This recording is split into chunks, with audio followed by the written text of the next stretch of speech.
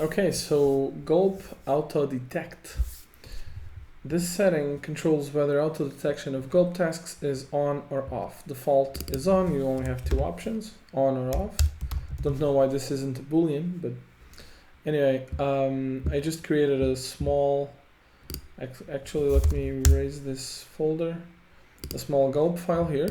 So just install the gulp dependency and the gulp HTML min, and wrote this down. And now, because you have a gulp file.js and you have this setting set to on, if you come into your command palette and ask to run a task, you're going to have these options right here, gulp default or gulp HTML. And this is what this does.